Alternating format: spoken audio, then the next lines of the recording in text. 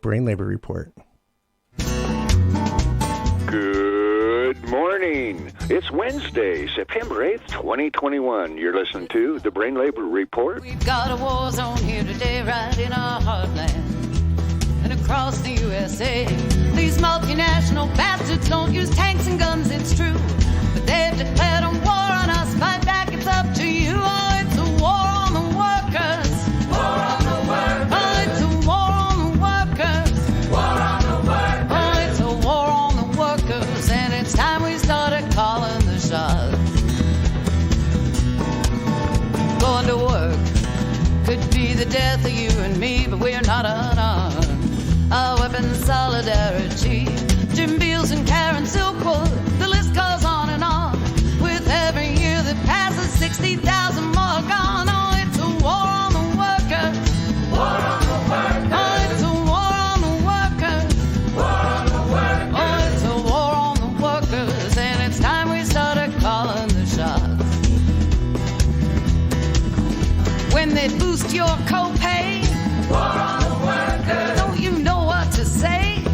War on the workers. When they talk privatization, war on the workers. And cooperation, war on the workers. When they call you a team, war on the workers. You better learn how to scream. War on the workers. Oh, that's a war on the workers. War on the workers. Oh, it's a war on the workers. War on the workers. Oh, it's a war on the workers. And it's time we started calling the shots. They can lock us out, they can lock us up, we cannot give in. No more lies, no compromise, we'll battle till we win. Oh, it's a war on the workers. War on the workers. Oh, it's a war on the workers. War on the workers. Oh, it's a war on the workers. And it's time we started calling the shots. When they talk flexibility, war on the workers. Every working stiff can see. War on the workers. Now when they poison your water, war on the workers. Don't go like lambs to the slaughter. War on the workers. And when they foul up the air, war on the workers. You gotta show that you care. War on the workers. When they talk WTO, war on the workers. You best be screaming hell no. War on the workers. Oh, that's a war on the workers. War on the workers. Oh, it's a war on the workers. War on the workers. Oh, it's a war on the workers. It's a war on public education. It's a war on child labor protection. It's a war on the 8-hour day. It's a war on occupational health and safety. It's a war on Social Security. Now, thanks to WTO, GATT, NAFTA, MAI, the IMF, and the World Bank, it's a worldwide war. Oh, it's a war on the workers. War on the workers. Yeah, it's a war on the workers. War on the workers. Oh, it's a war on the workers. And it's time, sisters and brothers, you know it's time right now. I said it's time we started calling the shots. Oh, yeah, thank you, dear Anne Feeney. Thank you. It's just about time we started calling the shots. Welcome, welcome, everybody. This is the Brain Labor Report. This is your host, Wes Brain. And this is the engineer, Jason Houck. And here we are, September 8th, 2021. It's a Wednesday. Our show's always on Wednesday. And before we say too much, right near the beginning, we should always do this. It's time for the disclaimer. The views are those of the hosts and guests, and not necessarily those of KSKQ or the Multicultural Association of Southern Oregon. And, okay, now we can say anything. Well, we could, and we will. We're not going to say anything, but we got some views on the Brain Labor Report. Brothers and sisters, we've got a good show for you today. I'll tell you our guest in just a couple of minutes. We've got a little more business to do yet. I want to do a shout-out to other stations that carry the Brain Labor Report. This very program you're listening to now broadcasts tomorrow on Thursdays, every Thursday, 6 to 7 p.m. in Shady Cove, Oregon on KSHD 97.5 FM. on Friday morning in Olympia, Washington, 6 to 7 a.m., KOWA, that's 106.5 FM, and then Saturday, 9 to 10 a.m. This show will be heard in Eugene, Oregon, 97.3 FM. That's KEPW. So shout out to wherever you are listening to this. You could be listening to the archive.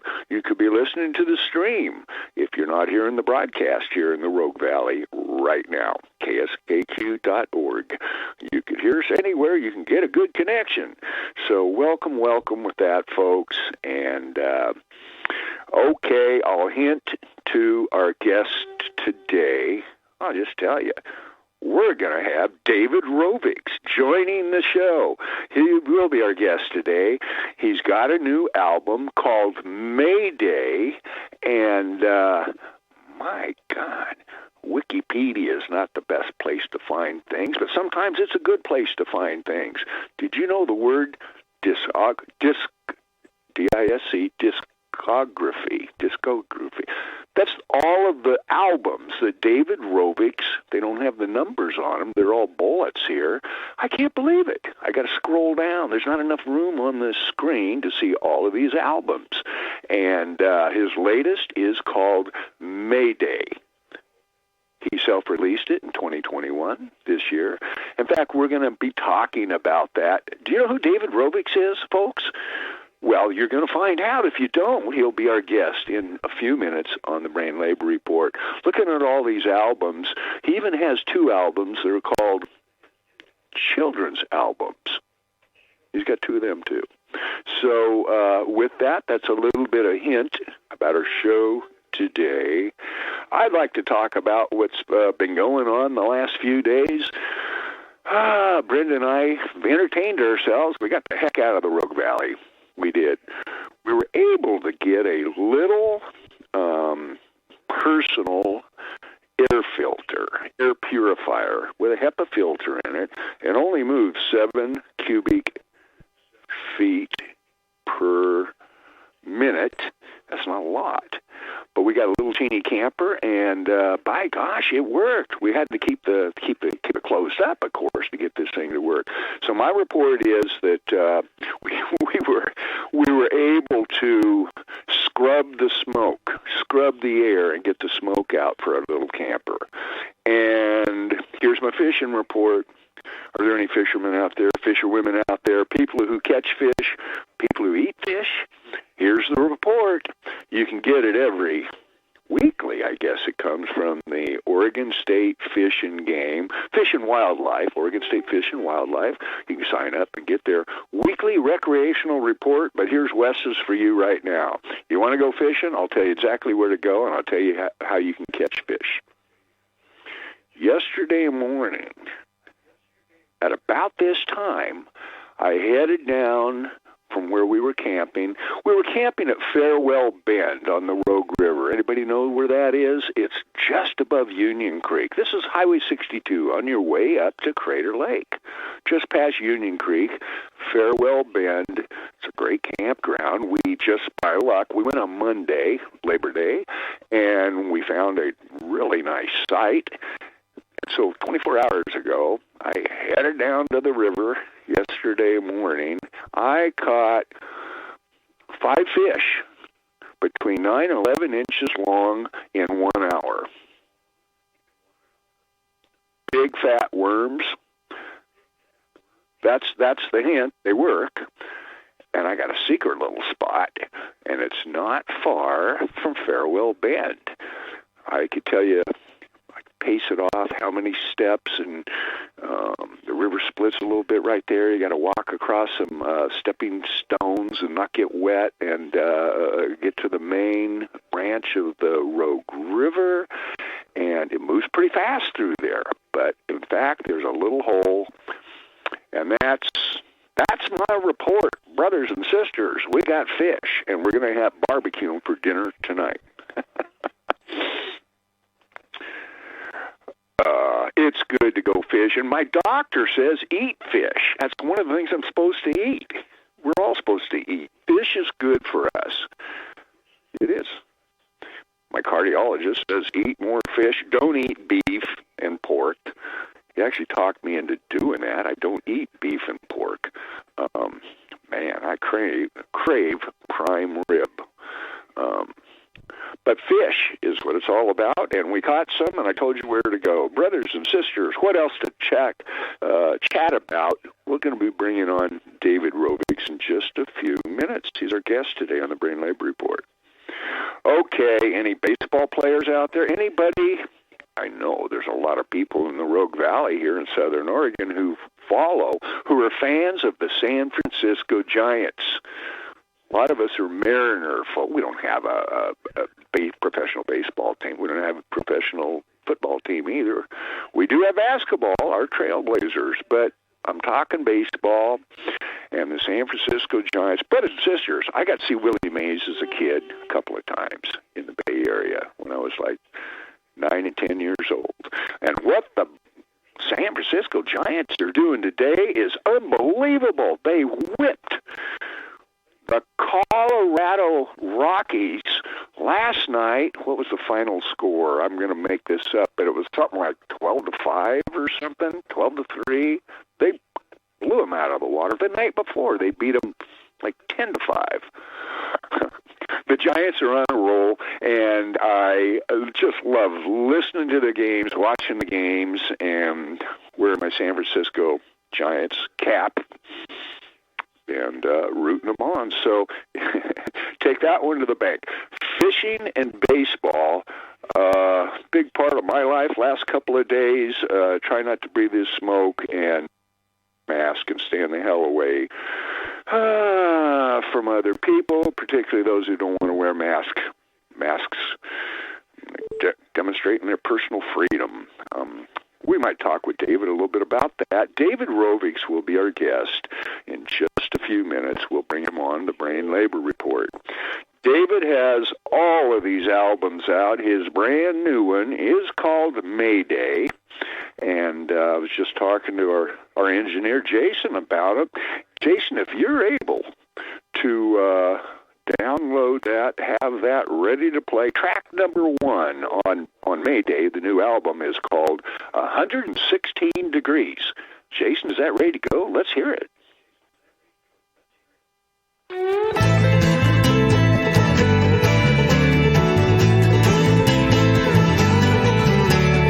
Lincoln's bombing Baghdad, there's a famine in Tigray. Fires are burning in Flagstaff, blocking out the day. The wind blows so fiercely, the grass is turning brown. It's 116 degrees in Portland town.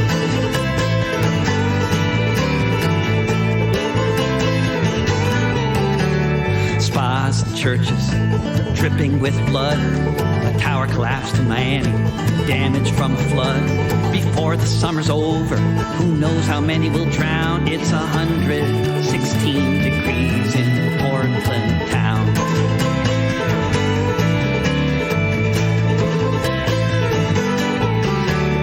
Prices of houses are rising like never before, along with ocean waters as the temperatures soar. The developers develop, water tables go down. It's 116 degrees in Portland town.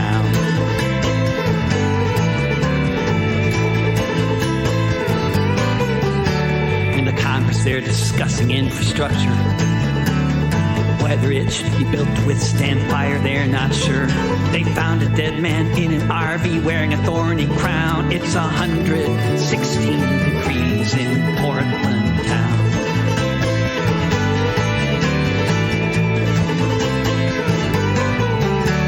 Outside the motel, a man was flipping out. He called 911 to tell them about his need for mental health care, so they came and shot him down. It's 116 degrees in Portland town.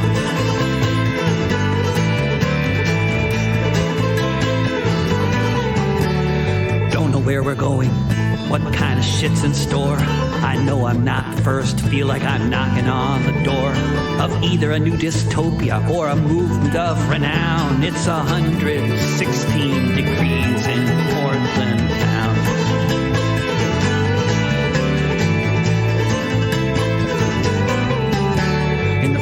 farmers in the valley. They're out picking cherries, dropping dead on the field with a bucket of berries. City of bridges, each one like a frown. It's 116 degrees in Portland town.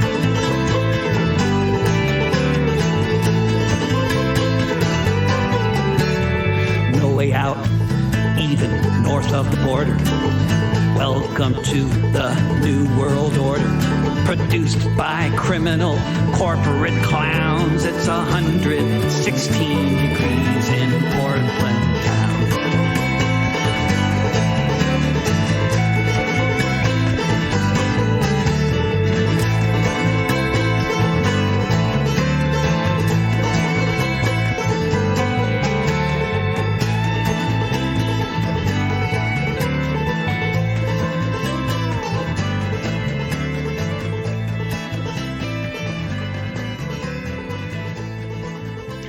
And you are listening to KSKQ.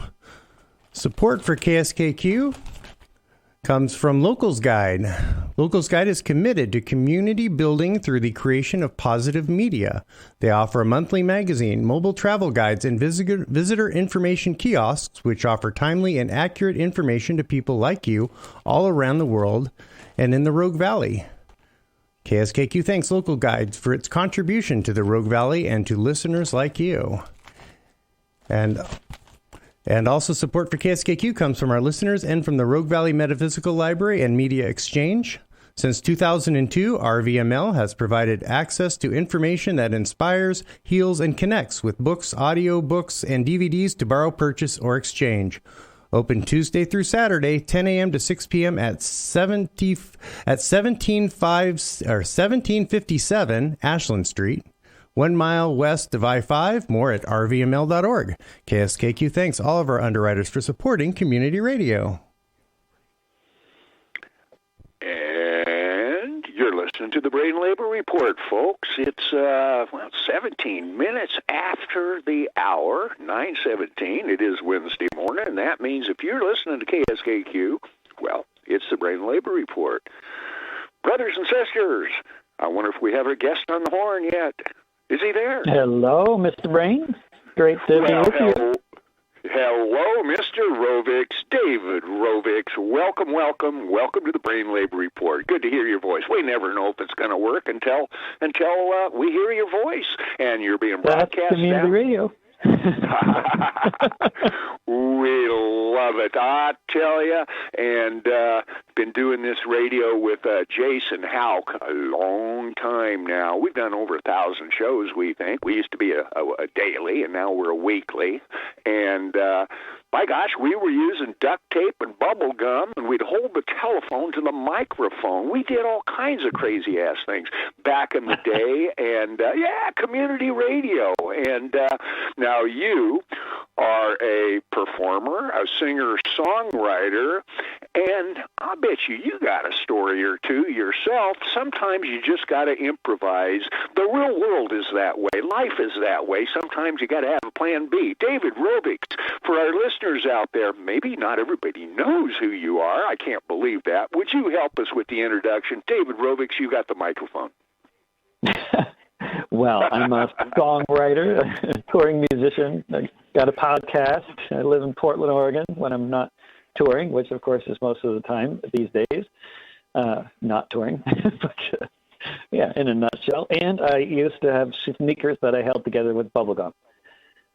So, although duct tape, I don't think I ever tried duct tape, to hold together my sneakers. But I did use bubble gum, which worked for a while with the soles.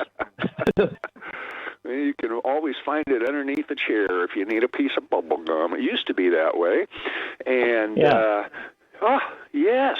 Well, you're in. Now, listen, you do travel some. I know recently I got a hold of you, sent you an email, and asked you if you'd be our guest. Here you are today on the Brain Labor Report. But you said this. You said, well, I'm in Denmark, and the time won't quite work out right, the time difference of being in Europe. So you were recently in Europe. Yeah, let's start there. Tell us about your trip to Europe, and glad to have you back home in Portland, Oregon. Yeah, good to be back, although I was very happy to be in Europe, and I didn't necessarily want to leave. But Denmark is, they've got the virus under control. They never had any serious economic problems because of it, because they froze the economy, and basically everybody kept their jobs, and all the businesses stayed open, and all the prices are normal like they always were, and and it was wonderful playing gigs for large crowds of maskless audiences and indoor spaces. But they all have a Corona Pass system in Denmark that works, where you have to be vaccinated to attend a gig and that sort of thing, and you have to be vaccinated to enter the country. And so, but those measures have been effective, and other countries don't want to try them because they're too, ruled by rugged individualists or, people that believe in some kind of notion of freedom that involves infecting the rest of society. So Denmark doesn't. Oh boy, you put a lot packed into that one. And let me tell you, we already did the disclaimer at the front end of the show, and our disclaimer makes it clear that we have views. They're not necessarily those of KSKQ or of the Multicultural Association of Southern Oregon. That's who holds the license for KSKQ. Having said that, we can say what the heck we want. Well, we're not going to cuss. This is a daytime show, We're not going to use those kind of words. But FCC words, yeah. Oh, man, but I suspect, I think I've known this for a long time. What do you think about this idea? We always concentrate, what can you say on the radio? Don't say 7 words that George Carlin, cuss words, used to talk about. Brothers and sisters, what do you think of this idea, David? More dangerous are the thoughts that we have. Some of the independent notions that are different than mainstream media, I submit that's what is more fearsome for those who want to control the media. Let me turn it over to you. We've done the disclaimer. You can say what you want. What do you think about that idea, this media? Yeah, absolutely. There's a media narrative, that about a lot of things. And, I don't know how much it necessarily, in terms of the virus and controlling the virus, there's a lot of different media narratives around it. For one thing, in the progressive media or the liberal media or whatever we want to call it, not the Fox end, but the more like CNN end of the media, NPR end. Yeah. They talk about the virus like the Delta variant is a sort of inevitable problem, and they talk about it like the Delta variant is our main problem rather than our policies. And but it's clearly as you can see by comparing the situation in the United States to the situation in other countries where the Delta variant is the dominant variant, which includes Denmark. It's not true that the variant is the problem so much as government policies in dealing with the variant, and that's and then of course on the other end of the media you got the so-called conservative media, which is questioning the existence of the virus, which of course is a big part of the problem in the first place in terms of why people aren't getting vaccinated and why the government feels, for whatever reasons, unable to actually implement the kinds of policies that would be effective in dealing with it. We just have to bumble around and die instead. You can live free or die. Is what I used to have a car with a New Hampshire license plate, and when I lived in Boston, and a lot of people, owned their cars in New Hampshire if they had a friend in New Hampshire because there was like 0% tax and stuff, like in Oregon, so it was like the Washington, Oregon thing.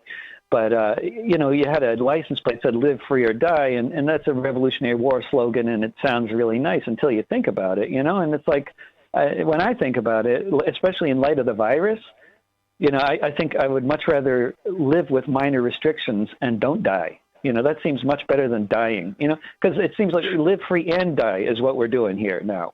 A lot of people are living free and dying, and it's a strange way to live free, to die. How about get a vaccine instead? Listeners out there, this is the voice of My voice is Wes Brain, host of the show. You're listening to David Rovics. He's somebody with opinions, and I happen to agree with him on this stuff. You know, I get mixed up sometimes on what you can say and what you can't say, and sometimes the ACLU kind of pisses me off because they'll take sometimes a view. They will take aside a political stance that I don't agree with, and you got to dig in deep to realize that it's the First Amendment that they're fighting for. I can envision some of these things politically I don't agree with that they might be taking the wrong side about. But let's get into what you just said, because here's how I feel about it. I'll fight to the death for your right to say it. Having said that, stay the hell away from me. If you don't have a mask on, get away from my face. I don't want to die. Go to Idaho or Utah. How I feel about this. So, do you have any feelings? Like, hell, go say anything you want. Scream it from a mountaintop. Just stay the hell out of my face and don't make other people die. Anyway. Yeah, I mean, I feel that way, and then I also feel like, basically we are in a situation in this country where we're pitted against each other because of massively wealthy media interests that, for whatever reason, see fit to sow really, really serious disinformation, like really serious unscientific disinformation about vaccines and their effectiveness and about the impact of the virus as opposed to the impact of the vaccine. I mean, there are major media entities in this country and other countries that are spreading real serious disinformation. And so it's not surprising that, a lot of people fall for it. And then, of course, it's also not surprising people fall for it because we have a very long history in this country of the government systematically lying to the people about everything, So, I mean, look, before we went into war, here we are just pulling out of Afghanistan and seeing a new wave of refugees. Before we went into war in Iraq in 2003, Colin Powell lied in the United Nations 31 times in a row. He lied. And that's what those are the lies that got us involved with the war in Iraq. And how many thousands of Americans died because of those lies? How many millions of Iraqis died because of those lies? And, and now we're supposed to believe the government when it says we should all get vaccinated? So it's very understandable to me that there's a lot of people who don't believe anything the government has to say, don't believe anything they read in the media. They've been lied to too much. They're confused. They're lost. They don't know what to think. I understand. But, there are ways to understand reality, even with the lying elements of the media. You can get a three-dimensional perspective on reality. Helps a lot to leave the country and see what's going on in the rest of the world. Helps a lot to read international media, get away from this country's media. And then, you can get some perspective. And, it's very possible to do. But I try not to get angry at the individuals, who are, stupid enough to not get vaccinated or to join the Proud Boys or whatever else stupid people do, because this is a country where, there are very major influences influencing people to do stupid things. And I just want to be one of those influences that tries to, speak reason. Yay for that. We question authority. I can't think of anything more democratic than questioning authority. I've been doing it my whole life. Sometimes I question authority and find out, David, that the people are actually on my side. Their authority, they got to be the bosses, or a way to think about that, and digging into the weeds. But questioning authority is ever so important when we talk about healthcare, and we're talking about COVID-19. We're talking about people dying. We're talking about a backwards system, no system at all in this country we could be over this damn thing. And I got to bring up my other disclaimer. I'm on the board of Healthcare for All Oregon. I've been on this board for a long, long time, and I am on this board because I want to see us join the rest of the modern world. I want to see the United States have a healthcare system. And just to speak about COVID for a minute and comment on this, do you know what? Remember, we can't get PPE, we can't do this, we can't do that. Every step of the way since, a year and a half now, we've been dealing with this pandemic. Every step of the way we have fumbled, from PPE to the testing, to every damn step of the way. And David, if we had a system to take care of the people in this country, all of us, again, Mark, we'd have this behind us. You've got the microphone right now. What do you think of that? Yeah, I mean, what the pandemic has made it, very obvious is that there are massive shortcomings when you are running an economy based on what is essentially unfettered capitalism with no significant amounts of regulation. This in our country, we have this strange, distorted economy, which is pretty much unique in the world, in that it is it's dominated by the neoliberal economics, where corporations are subsidized, encouraged to move around the world and exploit people wherever they can find the cheapest labor and the worst environmental standards. That's why so many of why our companies, so many American companies already left decades ago and moved to other parts of the world where workers are paid less and standards are lower. That's why we have maquiladoras along the Mexico-U.S. border. That's why there's so many American corporations with factories in, Honduras and China and the Dominican Republic and, everywhere. That's why they left, to exploit lower standards. And that's why we don't create any of those things here. That's why we don't make masks and any of those stuff, because we make them cheaper in other countries. And the only thing that we make here that we can rely on in a pinch is military equipment, and that's structural. We are independent when it comes to energy and military equipment, and that's structural. But when it comes to everything else, we are dependent on production that we've outsourced to the rest of the world, and that's also structural. And so it is our structural failings that brought along this to come into being. I mean, of course, there's the National Defense Authorization Act that Biden, I guess, used in some limited way, and that Trump could have used. But these acts are just are measures of desperation. They are not a way of compensating for the complete lack of preparedness, for the complete lack of a public health sector. We don't have a public health sector. The idea, people talking about go see your doctor. What kind of a joke is that? Every time you listen to NPR and one of those hyper-privileged people from Westchester County, New York, or wherever they came from, talk about seeing your doctor, what the hell? Most people don't have doctors. They don't see doctors. They don't have a regular doctor. That's a fantasy of the increasingly scarce upper middle class. It's the rich. That's European fantasy. That's not American reality. We live in tents in this country. We don't have doctors. Very true. I will say one of the things any of us can do, and it's not easy. It's not easy if you're homeless. There's so many barricades.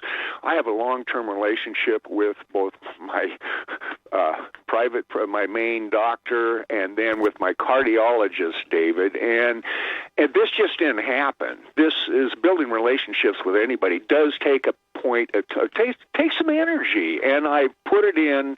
And for a long, long time, we've got to know each other. My cardiologist talked me into, listen, I'm not communist. Are you sitting down? Talked me into giving up beef and pork. I love prime rib. My cardiologist talked me into this. I was so damn impressed. I said, Dr. Funk, I said, would you be on the radio show? He was on KSKQ. My cardiologist was to talk about diet. Actually, he was on twice. He's got his wife on, too. She's a dietitian because he couldn't answer all the questions the first time. He got her on, too. And we talked it through. We talked about diet. And so all to say that you're absolutely right. We have such a disassociation between people, patients, consumers, I guess that's what we are, healthcare consumers, and our doctors. It is disconnected. But I challenge everybody out there, when you can develop a relationship, it can be very, very important, and it can help save your life. Listen, I talk too much. This is my radio show, and I always say, Wes, you got to let your guests talk a little bit more. No. Well, I mean, of course, we are in Oregon, so it does, when you talk about your cardiologist, that does, this is one of the very rare exceptions in the United States. I forget that I'm talking locally, actually, in the state I live in, but, here in Oregon, we do have, as you know well, because you've been fighting for it for so long, we do have something approaching, actual statewide health care. What was it? 98% of Oregonians have some kind of health insurance, and that, of course, is a product of Oregon Health Plan and the American, the extension of Medicaid and all that stuff. So few states have done that, and in most states, when I say we don't have doctors, I'm talking about most of the country, not Oregon, not Vermont, but most of the country. People don't have doctors. They go to emergency rooms. That's when they go to doctors. Yeah. Yeah, and you can't even get in right now because they're packed with COVID and whatnot. I would like to shift a little bit to bring up the next song. It's called "I Dreamed I Saw," Anne Feeney, and I want to shift this way. David Rovix, if something happens in the world today, you're going to have a song about it tomorrow. And I think way back, in fact, you and Anne Feeney have a lot in common about this, because she could fire you up, still does, on the picket line. She really gets you going. I remember a song you had, OIL, Operation Iraqi, OIL, Liberation. That's the name of that song. Yeah, I used to play that on the radio on the way to a rally, and just like with Anne Feeney, it kept me all fired up. And my God, I loved it, and I love it still. With that, I'd like you to introduce the next song and say what you'd like about Dear Anne Feeney. I Dreamed I Saw Anne Feeney. David Rovix, you got the microphone.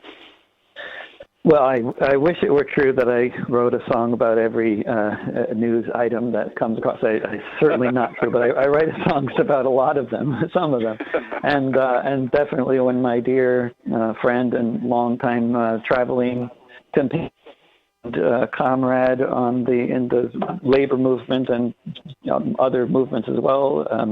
Anne was not only a very close old friend of mine, but we shared what was really very unusual circumstances for most people in the world, in that we were not only both touring musicians, both embedded in the left in the United States, but also her husband was Swedish. He's still alive. Wonderful guy. He's Swedish, and I have more fans in Scandinavia than anywhere outside of England, and so I spend a lot of time in Scandinavia, and so we have over many years spent probably more time together than we hang out in Sweden and we hang out on the road in the U.S. So it was a very special relationship, and she died way too young at the age of 69 of COVID-19 last summer. So yes. I can't remember her birthday now. We're within months of. I'm 69 myself. We're in months of the same age, and a dear friend. When I lost I know you knew her well. Oh, when I lost my daughter to Oregon a lot. Oregon was a favorite. A lot. Yes. Yeah, and Southern Oregon as well, specifically. I mean, she organized tours, and you were involved with tours around healthcare for all and stuff that she did up on the West Coast, and she came here every year. Oregon was one of her main stomping grounds. So there's a song, and we should speak about this. This is your newest album. It's called Mayday. And tell us about that, and introduce this song. And then Jason, if he's still with us in the studio, will play track number 5. It's called I Dreamed I Saw Anne Feeney. A couple of words about your new album, and we'll listen to the song. Yeah, the new album, when I was visiting family out in Massachusetts in July, I got in touch with musicians that I've done a lot of recording with over the years, mostly prior to moving to Portland in 2007, back when I was more based out of Boston. And we spent a day in a studio recording songs that they all had a chance to practice in advance, and it came together really well. And the album was basically sort of mostly just a live take, as they call it in recording terms, in a studio in Massachusetts. Okay.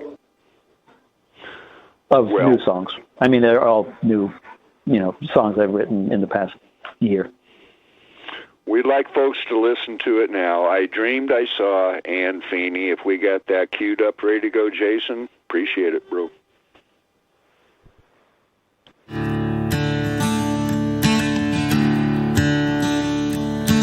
dreamed I saw Anne Feeney. It was on a picket line.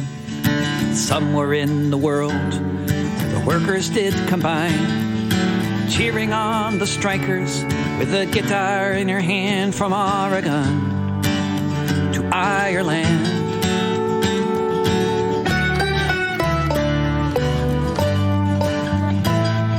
I dreamed I saw Anne Feeney amid the foggy glow of the flashbang grenades outside the WTO, singing songs against the war at a military fort, or making arguments in court.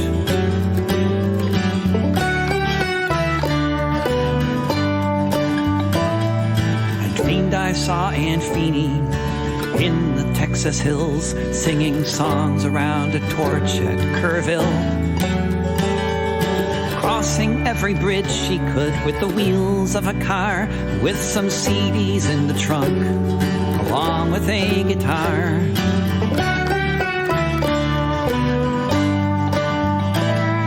I dreamed I saw Anne Feeney. I dreamed she never fell. She was in Baja with her grandkids doing swell,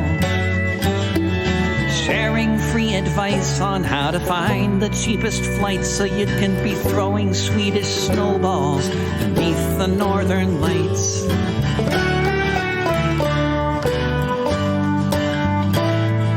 I dreamed I saw Anne Feeney get her first dose of vaccine instead of reading of the people who died of COVID-19 in the New York Times. Nice things that they said, but I so much wish we could have, and still here instead.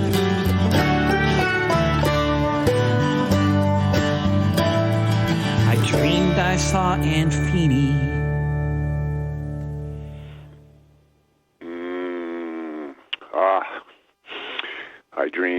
I dream about Anne Feeney myself.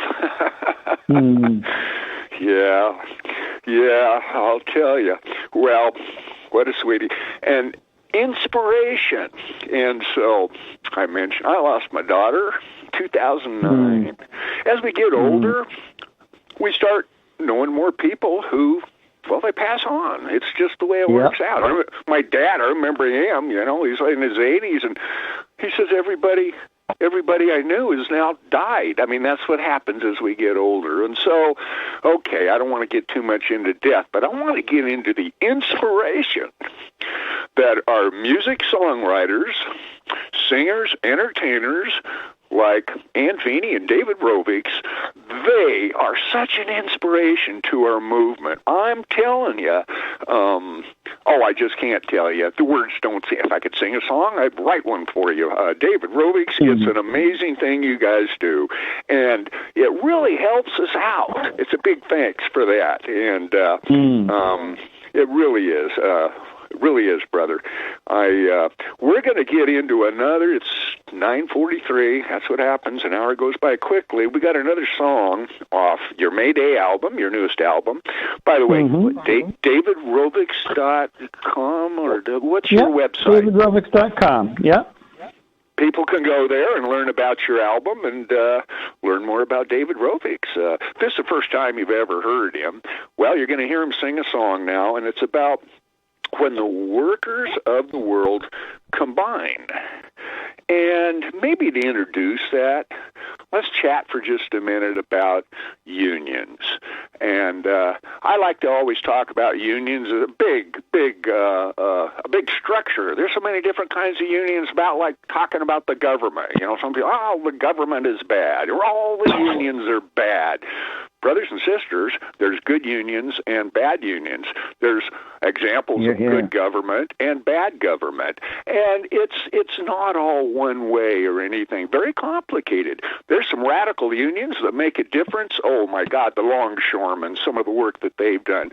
Our California Nurses Association, big leaders pushing for single-payer health care, especially unions that don't do a damn thing. And it's easy to understand why sometimes people get down on unions. So comment a little bit on that, and the idea your song's about is when workers do get their heads together and work on something together. And your new song's about internationally.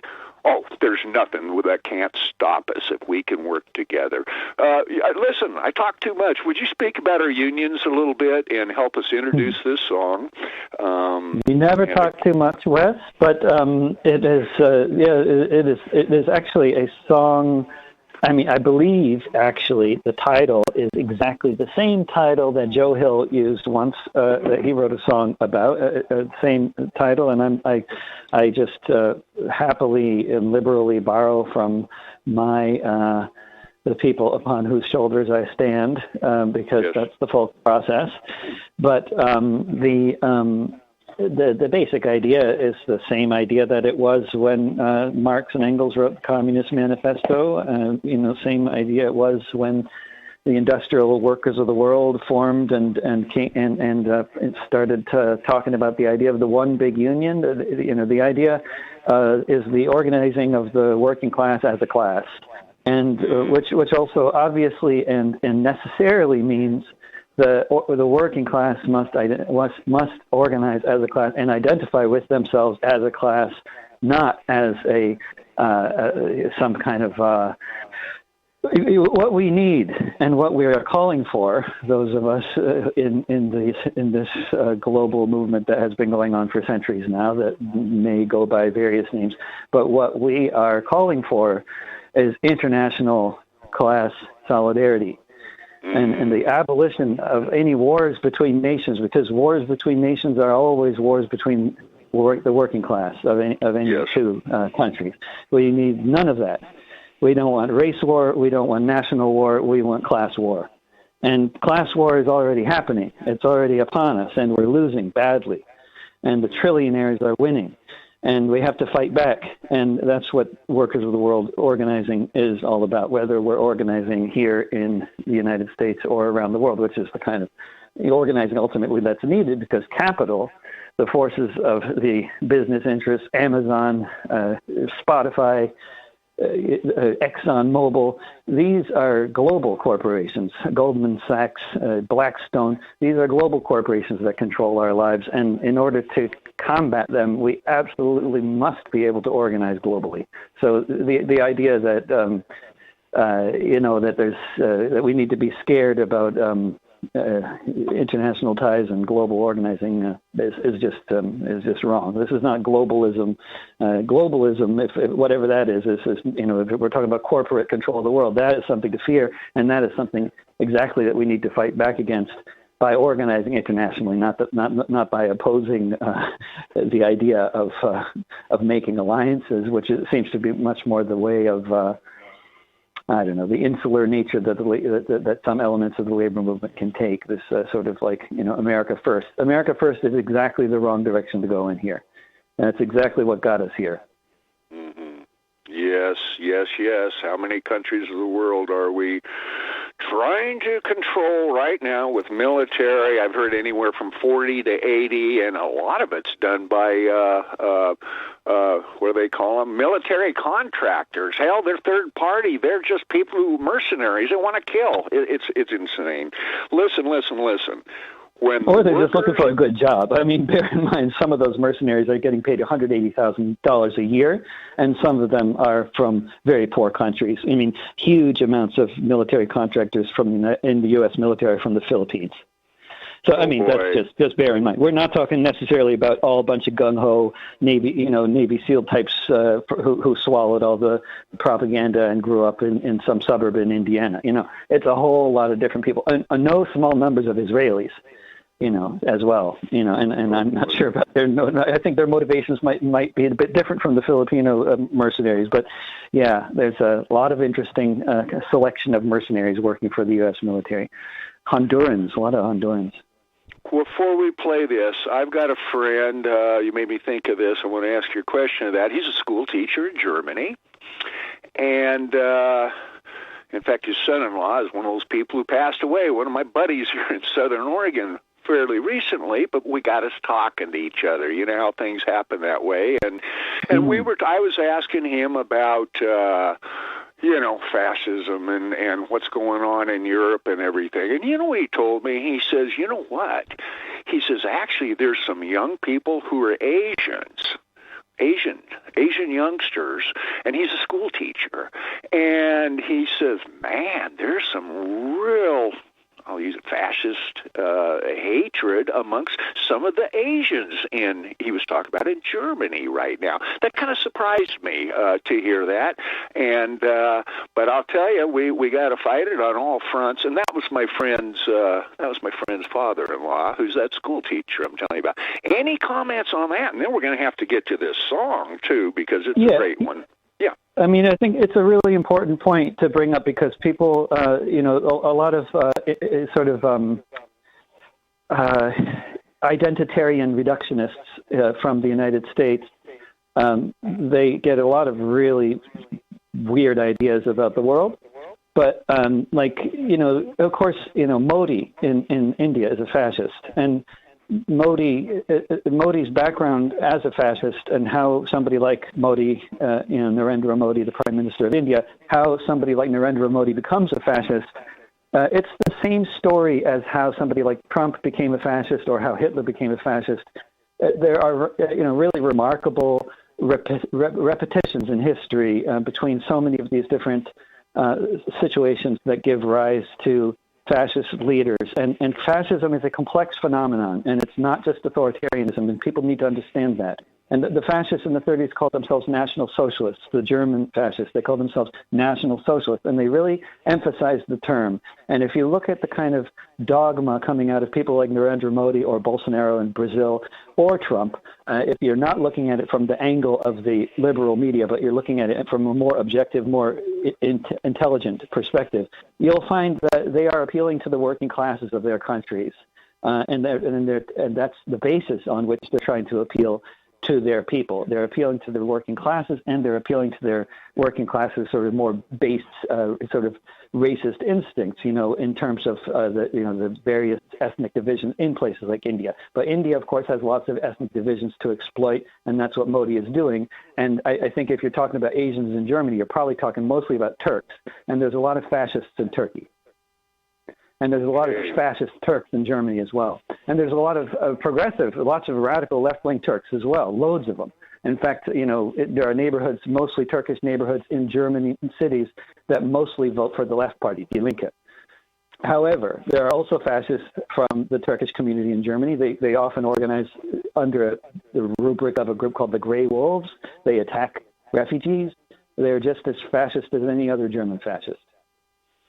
Brothers and sisters, that's the voice of David Rovics, and now we're going to hear him sing. After this song, we'll have just a quick minute and a half, 2 minutes to sum it up and say goodbye, David Rovics. When the workers of the world combine.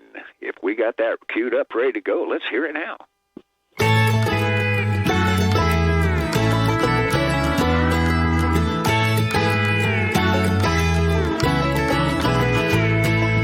Fifth month of the year, on the 1st of May, known around the world as International Workers' Day. You'll still see people marching in every corner of the earth. St. John to Santiago, Kerala to Perth, all keeping alive the fantasy, what could happen down the line.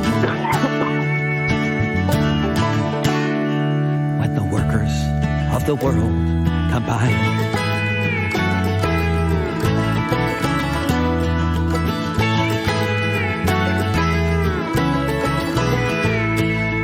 You can see us gathering early in the morn. Some are celebrating the shackles we have shorn, while so many billions are just waiting for the moment that we might stop losing the class war, when someday we can all say, yeah, we're doing fine. When the workers of the world combine.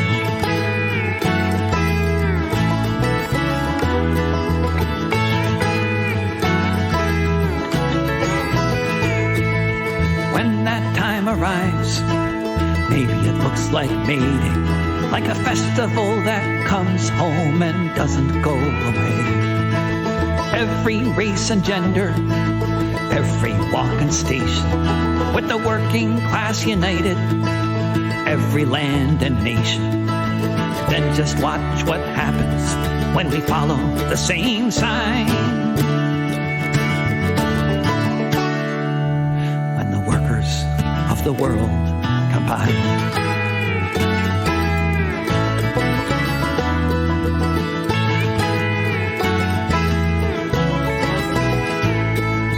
Fifth month of the year, on the 1st of May, known around the world as International Workers' Day. It's called May Day, when the workers of the world combine. That's David Rovics, and we still got him on the horn. We've got a couple of minutes to say goodbye. This is the Brain Labor Report. David, you're still there, I hope. Yeah. Still here? Oh, yeah. Absolutely. Okay. As we go out, I've been able to do this show remotely. I'm on the telephone. David, you're on the phone. We did something last week for the second time for the Brain Labor Report. We used Zoom, and I understand that during COVID, Zoom did something that YouTube did not do. We cannot broadcast anything on YouTube on community radio, but Zoom, in fact, allowed us to do this, and so we can now get 5 people on, do a Zoom meeting, and broadcast it over KSKQ. There's always new ways to figure things out, and we'll do that again, too. It's about Jason. I wanted to mention Hauk is in the studio. He's our heavy-duty engineer. He's there, and he helps us make these things happen, and by God, we get more duct tape and bubble gum sometimes to make it happen. David Rovics, it is an absolute delight to have you on here. Keep up the good work. You've got the horn for the last minute or so, and then we do need to say goodbye. Well, yeah, I just thanks. It's been a pleasure being on, and I just, I hate to bring up Downer, but when I hear Jason's name, it makes me think of these fires that are going on and that burned down so much of Southern Oregon last September, yes. And that it's now raging right now all over the West Coast, I have nothing to say about it other than I'm thinking about it, and it sucks. And, climate chaos sucks, and we got to do something about it. And all this talk about, dealing with climate change without talking about what we're going to do about the housing market is just insanity. Because if we don't stop building out of necessity, building in the forests that need to be forests, and if we can't start living differently in this society, if capitalism doesn't allow us to restructure how we do things, and without changing the structure of the housing market, it's hopeless. Nobody's talking about it. So I'll just close on that. Well said. It's going to take a quantum leap. David Rovics has been our guest. It is time to say goodbye. David, thank you. The Brain Labor Report. We'll be back again next Wednesday, every Wednesday on KSKQ at 9 o'clock. And so with that, it is time to say goodbye. Keep up the good work, David Rovics. Thanks for being our guest today. Thanks so much, Wes. Okay, Jason, you got her back now. We will be back again next Wednesday. Thanks again, Jason, for the show. Everybody, have a good week. Do something nice for somebody, okay? Bye-bye now.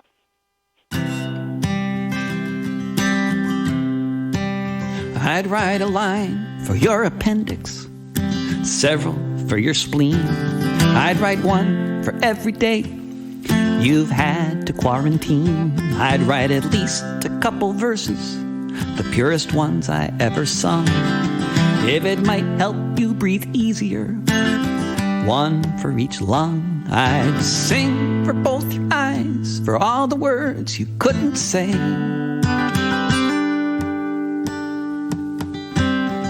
If a song could make your troubles go away, I'd write a line for the state in the hope it might fulfill a few basic obligations thirst for the popular... KSKQ 89.5 FM, Ashland, Oregon, and KSKQ 94.1 FM, Medford, Oregon. Community radio for the Rogue Valley. A woman came up to me and said, I'd like to poison your mind with wrong ideas that appeal to you, though I am not unkind. She looked at me, I looked at something written across her scalp, and these are the words that it faintly said as I tried to call for help. There's only one thing that I know how to do well, and